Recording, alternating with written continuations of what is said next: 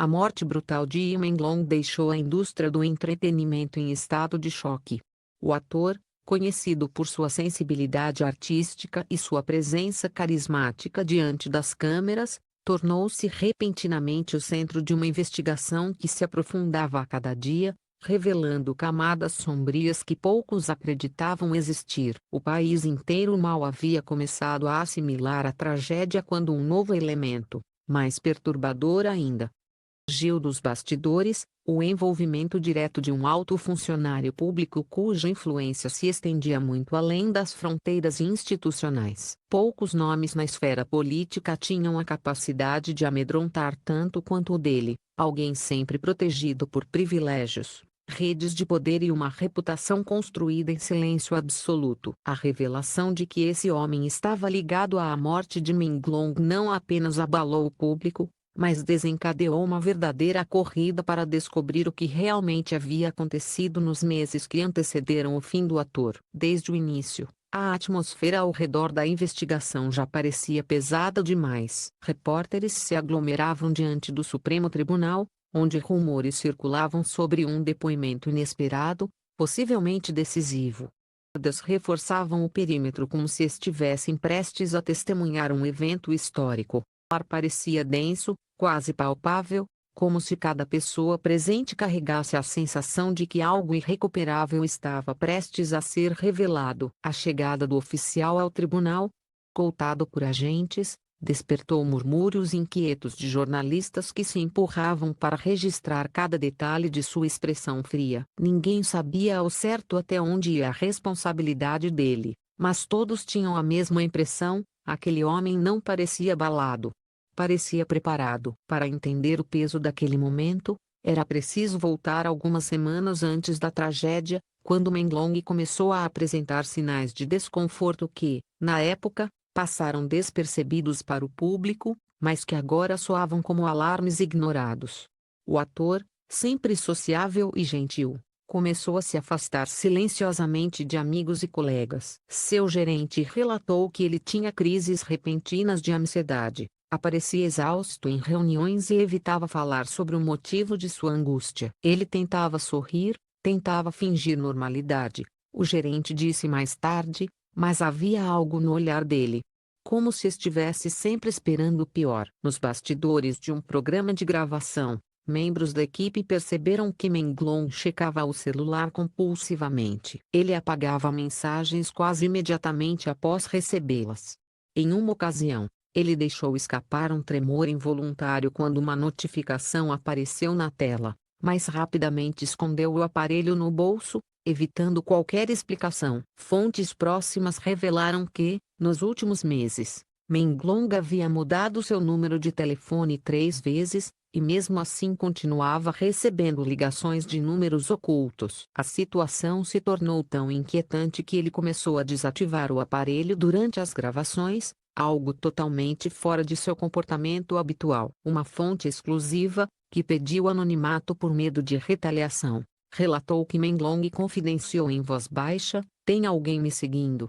Essa frase, dita numa noite fria antes de ele entrar no carro, nunca mais saiu da mente do informante. O ator parecia olhar por cima do ombro de forma constante, como se a simples possibilidade de ser observado o deixasse em pânico. Ninguém sabia quem ele temia, até agora. Enquanto isso, documentos internos começaram a surgir durante a investigação, indicando que a agenda profissional de Menglong vinha sendo alterada sem o conhecimento de sua equipe. Reuniões misteriosas eram adicionadas, eventos eram cancelados sem explicação e compromissos surgiam assinados por terceiros. A agência do ator chegou a contestar um desses compromissos falsos, mas recebeu apenas respostas evasivas de pessoas influentes dentro da estrutura governamental. Era como se alguém lá em cima estivesse puxando as cordas, afirmou um produtor veterano. E ninguém ousava questionar. Um dos momentos mais inquietantes veio à tona quando uma gravação exclusiva foi recuperada por investigadores. A gravação, feita por uma câmera de vigilância no estacionamento subterrâneo de um prédio governamental, mostrava Menglong saindo às pressas, o rosto pálido e as mãos trêmulas. Ele parecia procurar alguém com o olhar, assustado, como se temesse ser seguido. Segundo o registro, o ator permaneceu escondido entre dois carros por mais de 7 minutos antes de se obrigar a caminhar até o elevador.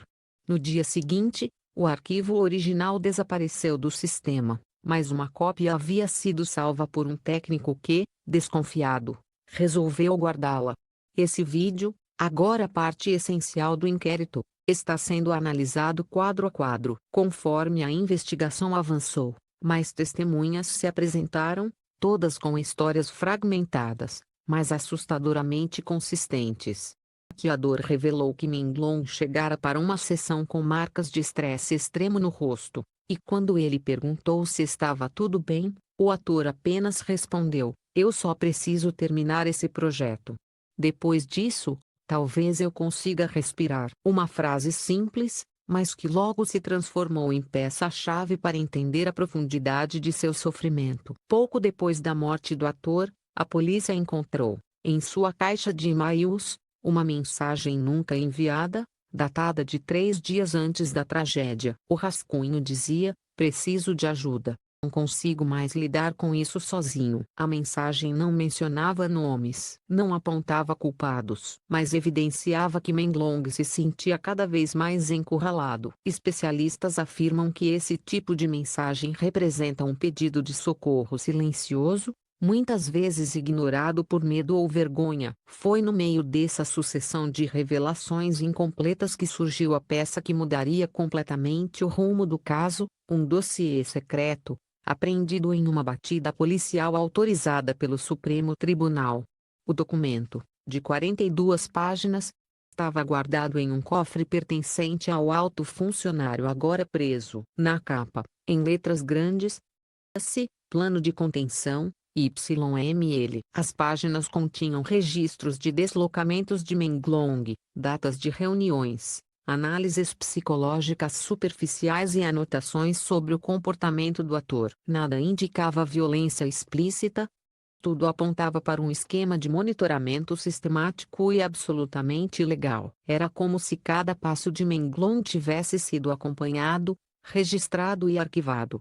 Confrontar esse material com as informações obtidas anteriormente, os investigadores perceberam que haviam tropeçado em algo muito maior do que um caso de assédio ou coerção. Estavam diante de uma rede arquitetada com paciência e precisão, destinada a isolar Minglong de qualquer apoio externo. Cada número trocado, cada agenda alterada, cada ligação oculta parecia agora parte de um plano cuidadosamente montado. O país inteiro aguardava a respiração, o momento em que o oficial seria obrigado a falar. E quando foi anunciado que ele finalmente prestaria depoimento público, os olhos de toda a Coreia, e do mundo, voltaram-se para a porta do tribunal. Parte da verdade estava prestes a emergir das sombras, e tudo o que havia sido descoberto até agora era apenas a superfície. Parte 1 encerra exatamente neste ponto, no instante em que as portas pesadas do Supremo Tribunal se fecham atrás do alto funcionário, e a sensação coletiva é de que algo ainda mais perturbador está prestes a ser revelado. Quando as portas de madeira maciça do Supremo Tribunal se fecharam atrás do alto funcionário, a sensação que tomou conta da sala não era apenas de expectativa. Era de ameaça. Como se a verdade ali contida tivesse peso próprio, suficiente para destruir reputações, instituições e a própria imagem de proteção que a sociedade acreditava existir por trás da máquina pública. Repórteres se comprimiam nos bancos, ansiosos por registrar cada sílaba pronunciada. A câmera oficial da corte ajustou o foco. O silêncio era absoluto. O acusado caminhou lentamente até o centro da sala, escoltado por 2 agentes. O olhar, frio e calculado, parecia vasculhar o ambiente à procura de fraquezas. Não havia pânico em seu rosto. Havia arrependimento. Apenas uma inquietante sensação de domínio. Mesmo agora, algemado, sob vigilância e prestes a ser julgado. Alguns presentes comentariam mais tarde que ele parecia um homem prestes a apresentar um relatório, e não alguém acusado de manipular e destruir a vida de um dos atores mais queridos do país. Quando o juiz lhe concedeu a palavra, o funcionário ergueu o rosto, respirou fundo e começou a falar com uma calma que fez vários jornalistas estremecerem. Ele admitiu, sem vacilar.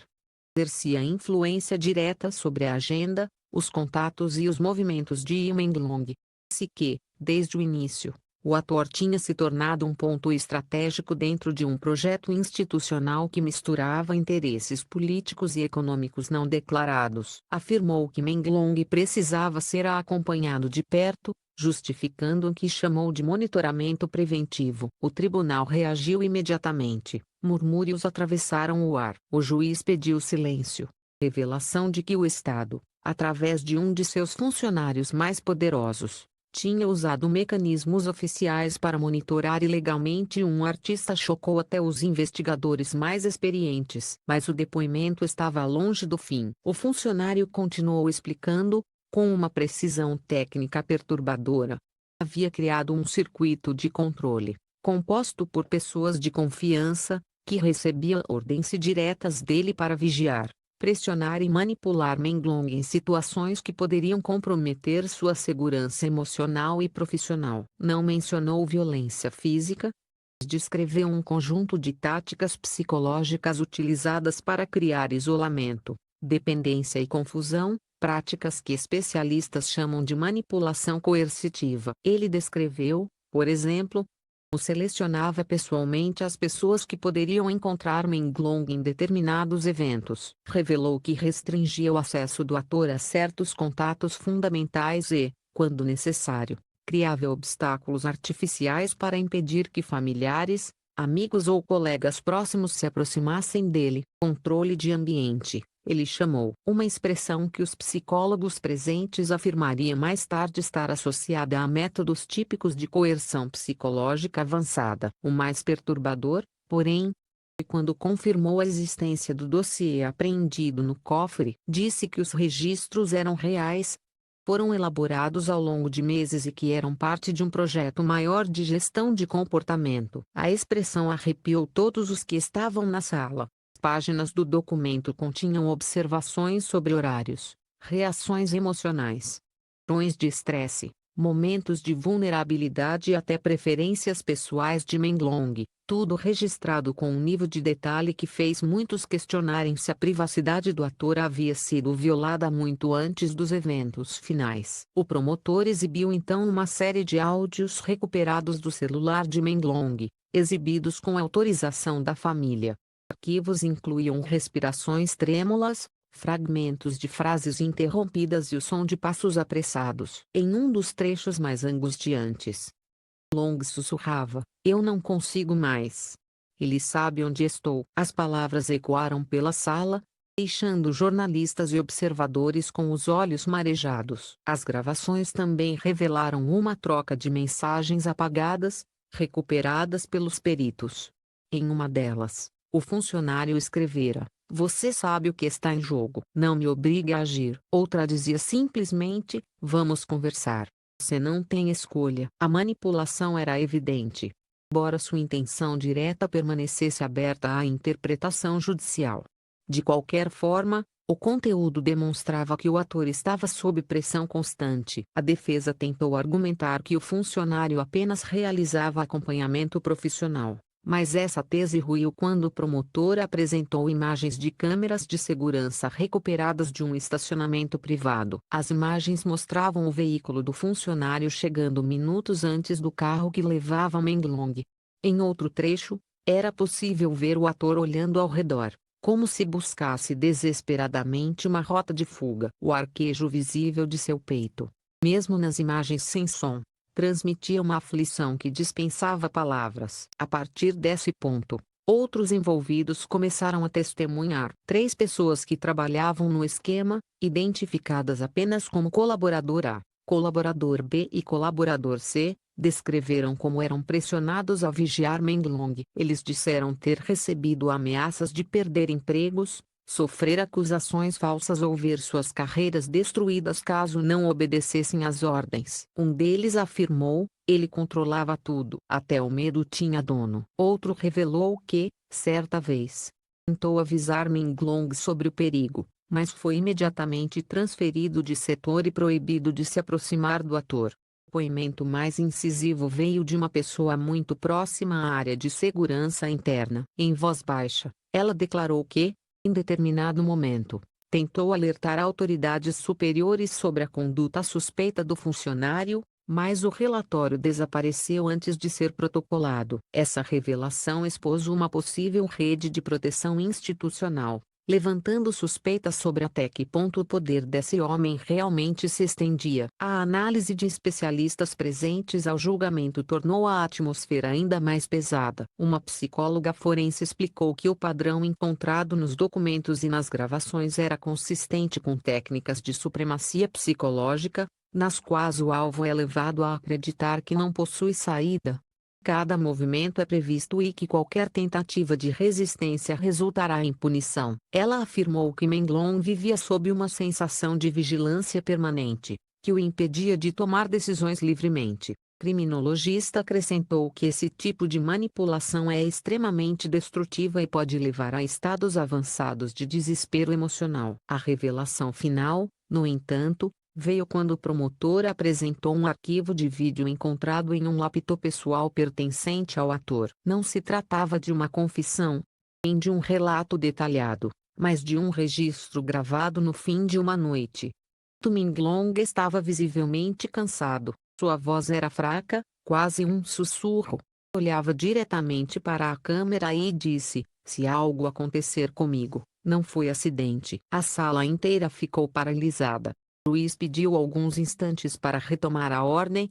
Até mesmo agentes de segurança mostraram-se abalados. O depoimento do funcionário, confrontado com todas as evidências, pintou o retrato de um sistema onde o poder foi usado de forma distorcida, transformando a vida de um artista em uma sequência de pressões invisíveis e vigilância constante. Não havia confissão de agressão física, havia confissão de controle absoluto, manipulação extrema e uso ilícito de influência institucional. Para muitos especialistas, isso já representava um nível de crueldade que ultrapassava qualquer justificativa oficial. O julgamento terminou com a recomendação do Ministério Público para que o funcionário fosse enquadrado em múltiplos crimes, incluindo abuso de autoridade, coerção psicológica, manipulação de documentos e interferência ilegal na vida privada de um cidadão.